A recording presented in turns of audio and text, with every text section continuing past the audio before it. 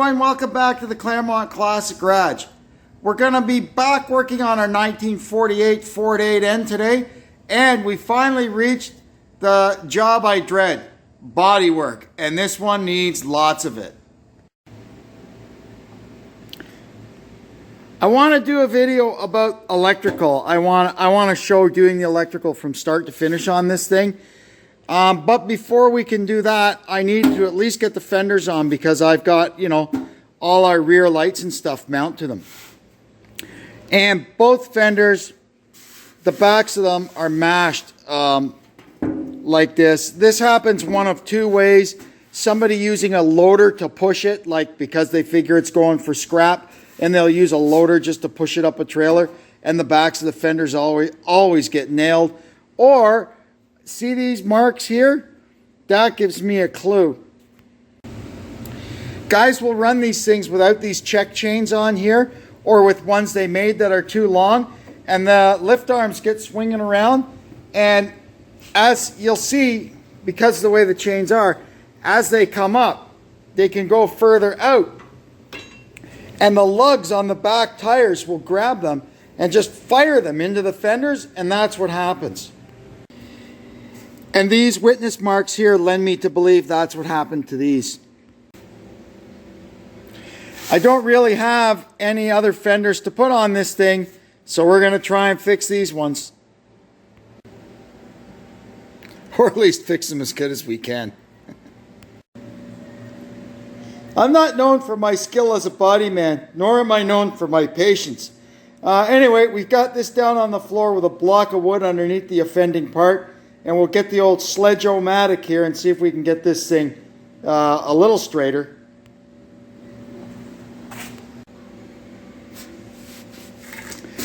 That's not bad. There's a real crinkle in it here, which unfortunately is right underneath this bracket. So what we're going to do is we're going to take this bracket off. We'll have to drill out one rivet to accomplish that. And the rest is just bolts. And then we can get at it with some dollies, hammers and dollies, and we'll be able to get this a lot nicer. Not bad. I mean, I've been working on this for like 5 minutes. I got the rough metal work done on this one, and believe me, when I do it, it's rough metal work. But it is not bad at all. One skim coat of plastic will probably look after this. And I'm not sure I'm even going to do that. We'll see how the other one turns out. There's nothing really high-tech about doing this. You use a dolly, which is just a heavy piece of metal, because just banging this with a hammer, it'll just bounce and you won't accomplish anything. So you put a dolly behind it, and that gives the hammer something to work against. You don't whack the hell out of it. You're not going to fix it with one hammer blow. You just back and forth and keep working it, and eventually you'll get it back. So we're going to start working the inside first, and then we'll maybe flip it around, and I'll show you a couple of tricks on the outside. This is a body man's hammer. You can get a million different ones. It's got a broad head that's just a tiny bit convex. And that's what we're going to use for this job. Let's have at it. You just work slowly and go back and forth, and it seems like it takes a long time, but it doesn't really. This was maybe 3 or 4 minutes. So what we'll do now, we'll flip it over and see what the other side looks like. Now we're getting there. And when you're doing this stuff, don't trust your eye. Use your hand. Just run your hand across it. And you'll feel where it's high, and you'll feel little dents too that your naked eye won't see. There's a crease right there. I'm not sure we'll be able to do a ton about that, but we'll have a look at it. So now we'll do a little dolly work on this side. And to quickly identify your high spots, you just grab a rasp, and it'll find them all.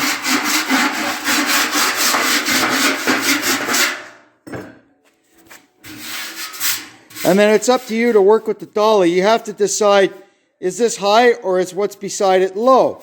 And you just slowly work. And next thing you know, you'll have this all straightened out. I worked that crease a tiny bit with the dolly and got it pretty much out. Now, if you have tiny little high spots, you can actually get rid of them with the rasp. Like if you've got right there, see that? If you work that a little bit, I mean, if it's not too high, because you don't want to go right through the metal, but you could take a lot of that out just with the rasp. See, you see it starting to widen out now? That means we're getting there with it. Yeah, it's pretty darn good. Sorry, my camera skills aren't as good as my body skills either.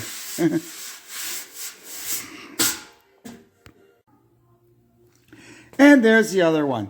That's good. I mean, these are definitely far from Smithsonian grade, but good enough for putting boats in and out of the water or bush hogging or whatever somebody might want to do with it.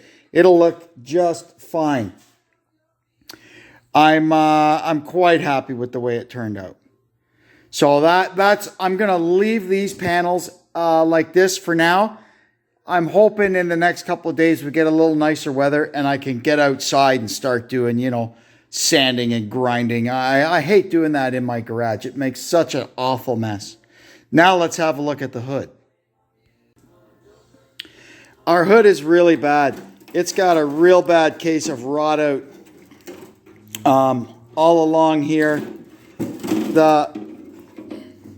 The inner bracing, all the spot welds have rotted out, so it's come unglued. It's busted over here.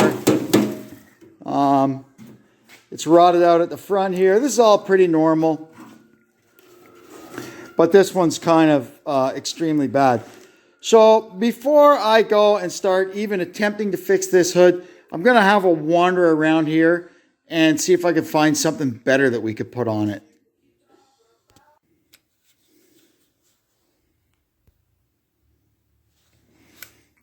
Well, here we are in the barn, and I can see 1, 2, 3 hoods hanging on the wall. Maybe we got a decent 8N hood there. I'll check it out. I found an 8N hood over in the barn, but, well, to say the least, it's pretty rough. It's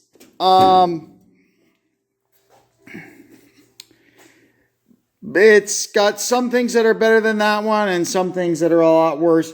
It's just as rotted, but it hasn't gone as structurally downhill as that one has. But it's still, well, just way too much work to use. So I found this 9N hood.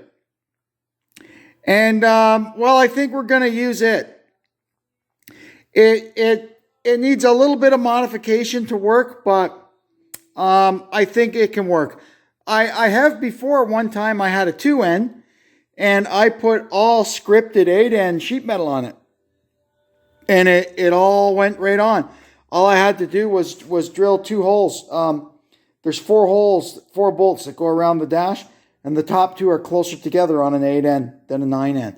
But anyway, sometimes when I'm talking about a 2N, I'll call it a 9N, because to me, 2Ns and 9Ns are the same thing. I just call them 9N. 9N rolls off your tongue a lot better than 2N. I don't know why, it just does. So if you hear me say 9N, I could be talking about any Ford tractor from 1939 till 1947. As far as I'm concerned, if it's gray and it has a 3-speed transmission, it's a 9N. Anyway, let's get on with our comparison. Starting at the front, the pad where the Ford badge goes is different. The 9N used a much smaller badge. On this one, we're using the economy replacement badge, which you'll see is hollowed out on the back. So it'll go over that embossing there and should not look too bad at all. We just have to drill the holes for the other 2 pegs. Like, I'm not going to go crazy here reinventing the wheel. We're just going to do what we have to do to make this work. Of course, the 9N hood is not scripted. What are you going to do? I'm not cutting those out and transferring them over. But I do have some nice red vinyl Ford decals that I can put on there close enough. This stuff, where the fuel tank goes, it's all the same. An early 9N, I'm pretty sure will have a round hole there because they used the non-pressurized cooling system and did not have the overflow tube coming out of the back of the radiator. So this one is probably actually from a 2N. Okay, there I said it, 9N, 2N. Look at this, somebody was getting ticked off at their battery door rattling and tried to fix it with that. Oh, brother. Another thing you'll notice, the 8N hood has that inlet vent for the air cleaner in the side of it, whereas the 9N just had a screen filter on the top of the air cleaner. I will decide later on if I'm going to just use a 9N air cleaner on this thing or if I will try to section in that door. I'm not 100% sure at the moment. Another difference is, I was moving from the front to the back, but we're back at the front. The 9N grill just has two little pins that go through here on the top, whereas the 8N grill has these large holes because it's got the retractable pins so you can pivot the grill out. But I checked and they're center to center, exactly the same. So we'll just make these holes larger and we can use our 8N grill on this. The back end of it is a tiny bit different. You'll see the 8N, the side braces wrap around and tie into the dash, whereas on the 9N they end. But the 9N hood has this extra piece that goes around back here that the 8N hood doesn't have. So, I mean, I don't think that's all that big a deal. I'm pretty sure we'll be able to use this hood. The really only terribly bad spot on it is this one little spot of rot here, and we'll just cut. We'll find a good enough piece of rib in this old hood and cut it out and section it into that one. So I'm pretty sure that's what we're going to do. There you can see they're relatively the same except for those few minor detail differences. It's not that big a deal. I mean, I even one time, I had, when I did up my 52 Ferguson, I bought it from the scrapyard. It didn't have any sheet metal. So I bought another Ferguson that had really, really nice sheet metal. I just wanted the sheet metal off it. But, I mean, it was a good running tractor. It just wasn't as good as my 52. So I said, I'll steal the sheet metal off this thing and keep it kicking around. I'll find some sheet metal somewhere to put on it and I'll sell it back, right? Well, I waited and waited. I could never find any sheet metal for it, but I had lots of Ford sheet metal around. So I put a Ford hood on it. Now, converting the Ford hood so it would flip on a Ferguson, because the Ferguson you have to flip the hood up to get the gas cap, was a little bit of a challenge, but we pulled it off. All right, so the first thing we're going to work on in converting this hood is this.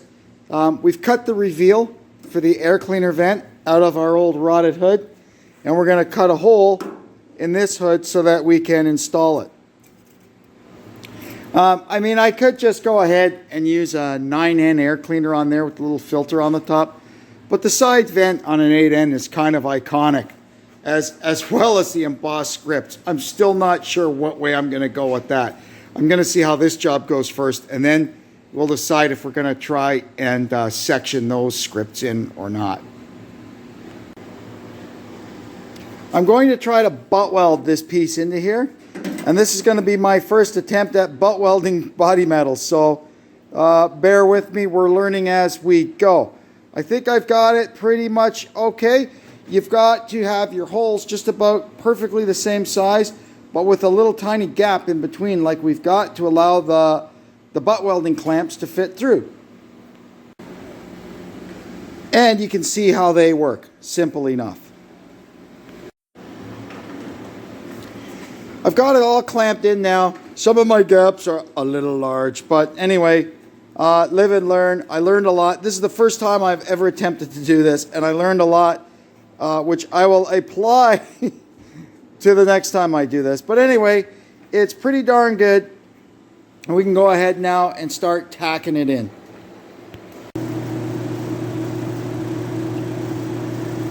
Well, Doesn't look like much right now, but it's welded in. So now I have to go and just slowly and patiently fill in all the spots so that it's completely welded all the way around.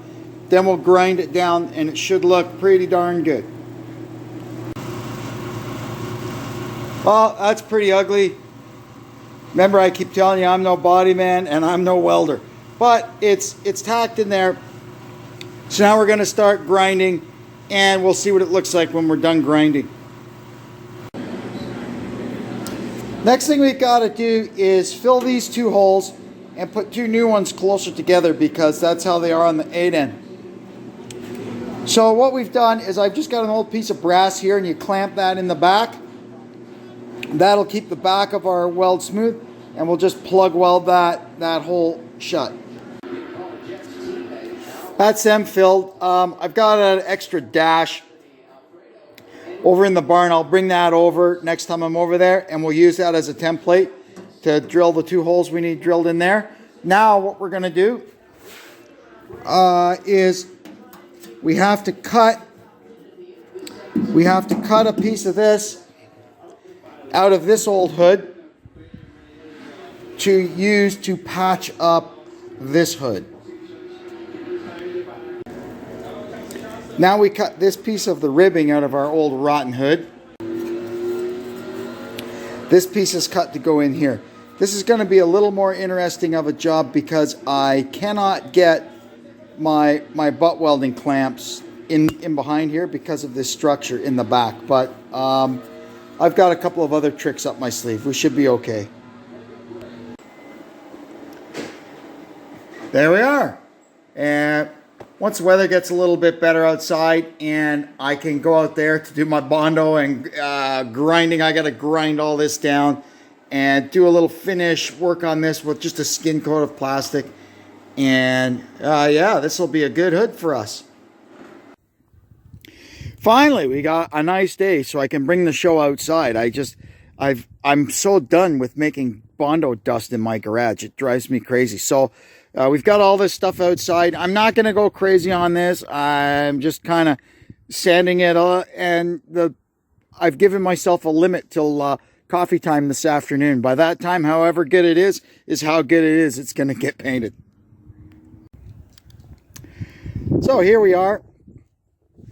We made it to the afternoon and I kept my word. And at break time, that was it. I called a moratorium on Bodywork and we got the can of primer out. You know what? For putting boats in and out of the water and moving trailers around tractor, it'll look just fine. It certainly won't be a showstopper, but it'll look good from 50 feet. And there's the hood. You can't see all the dents in it, but you know what? Like I said, she's looked good from 50 feet. It'll impress your neighbors when they're driving by in their car. Well, we're gaining on it. We're getting a lot of stuff painted. I'm running out of paint, though.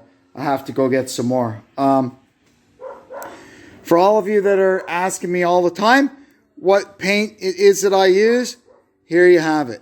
You can see CNH. That's from the Case New Holland dealer. High Performance Enamel. 39 to 62 Ford Gray. I would debate that. For sure it's 48 to 62 Ford Gray. I don't think I'd be using this stuff on a 2N or a 9N, but anyway, that's what it's called. You can get it at any Ford, Case or New Holland dealer. A lot of them were formerly Ford dealers. You can get it in a spray can, a quart, or a gallon. Oh, there you go. The bodywork is coming along fine. I just got to get some more paint and paint the hood. Oh, heck, it just started raining. We're supposed to get walloped with rain tonight. And once that's done, we're going to move on to the electrical video. And that's one that I've been waiting to show you. The Fenders turned out, I guess, okay. I mean, like I said, this is not a museum piece. It's just an old tractor. I did learn a valuable lesson. That paint, it dries so fast. Don't paint this stuff with this stuff outside on a sunny day. I was having a real hard time keeping a wet edge. So when I do it in the hood, when I do the hood, I'll do it inside the garage. and it should work out a lot better. Oh gosh, thank goodness. It's been a while, but the bodywork, or lack of, and paint is done. The last real big thing we have to paint is the back wheels, but they need some work, and that's going to be a whole separate job. The fenders and hood, grill sides, all that stuff, all painted. You'll recall that this is a converted 9N hood, actually a 2N hood, because it's got the cutout for the overflow. So it doesn't have the embossed Ford scripts in it. So I had these decals kicking around. They're a little too long. I think these are actually for the fenders of an 8N. But you know what? It looks good from here. And we've got our Ford badge on the front of it. So that's good. All that is done, and I needed to get the painting done so I could move on to the next video, because I need some of these parts painted to show you when I do the lights and everything. All right, now that we've got the painting done, the paint's dry, decals are on, we're going to move to the next step, which is a big step, and it's something I've wanted to show you guys for a long time. Usually when I'm putting these things together, I'll go, oh, there, the wiring's done. And there's so many questions all the time, not only on here on my videos, but in general on the Ford tractor groups that I'm involved with on Facebook. And there's all kinds of other places out there, Ford tractor forums. Everybody always has questions about electrical. So what we're going to do is we're going to do a 12 volt conversion on this, and we're going to do it wire by wire, circuit by circuit, connector by connector, step by step. I will show you every single step of the way, so anybody can follow along this video at home and wire their tractor from scratch and have it run and work. And then the electrical video I'm going to split in two. In the first one, we're going to do the ignition, the charging, the battery and all that, the bare minimum to make it run. And then in the second one, we're going to do all the lights. I don't think I could squeeze it all into one video and show you wire by wire how I do it. So that's how we're going to do it. I hope you'll come back to see it. It's something I've wanted to do for a long time, and I hope it's helpful to everybody. Until then, I want to thank you all for tuning in. I want to thank you in advance for tuning in again in the future. And we'll see you next time on the Claremont Classic Garage. So long for now.